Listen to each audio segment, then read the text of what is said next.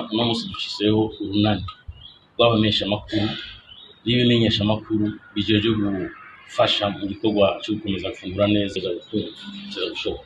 Ibiharuro kuvyerekeye bimwe twita malnutrition aiguë, abagwaye za kwashi n'inzingo, tugiye kubiraba muri rusange isi beshi cyane. Ubu ibiharuro amankete atandukanye yerekanye ko turi hagati ya 4 na 5 kwijana.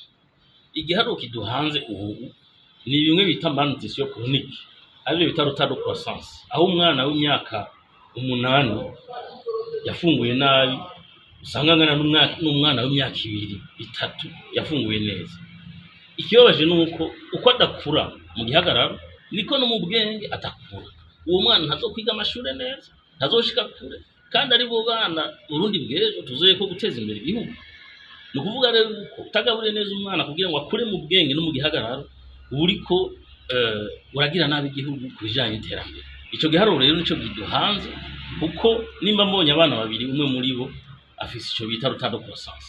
Ni kuza muravyumva rero burya ibintu byo gufungura nabi biri mice kwishi, tuzobigisha kugira muze murabivuga mubizi musigure n'abandi ntibaze baragira ivyo bita kwitiranya.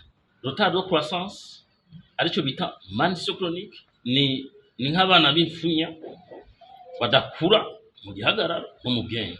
Hariho n'ibindi kubura ivyunyunyu bikwiye mu mubiri, ico mu gifaransa bacita faim caché. Uravye umuntu ngaho ntuzobona yuko afise ivyunyunyu bidakwiye, uzomenya ko mubiri wiwe iyode idakwiye canke fere canke ibindi vyazenke n'ibindi, ariko ivyo umubiri urabikeneye. Nivyo bita les carences en micronutriments mu gifaransa, la faim cachée. Ndetse ni nubwo bufunya babwita urgence silencieuse, kuko umuravye gutya ntushobimenya. Uteza kumenya imyaka yiwe ukaraba n'igihagararo kugira ngo utahure yuko hari n'ikibazo.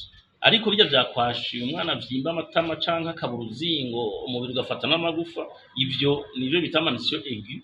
Ivyo ni nabike yiwanashatse kandi ubuhiro duhishije kubera abavyeyi ngaha mu Burundi bonsa kunda kubibona igihe umwana ashikanya amezi 6 agatangura gukendera ingaburo nyinshi, hama kabura ingaburo nyunganira bere zikwiye, niho abana bakunda gusubira inyuma cyane. Ivyo rero muzobidufasha mu kwigisha ngene babiza kuvyifatamwo mufatanije n'ubushikanganje butandukanye bufise ubuhinga muri ico gisata kugira ngo ibintu bize bigende neza. Turizigere rero ko mwebwe abamenyeshamakuru muri urunani rushizeho uno munsi muzoronka ico gihagije, muzofatwa mu mugongo n'amashirahamwe atandukanye kugira ngo dukorere hamwe dushobore gushaka n'ishuri.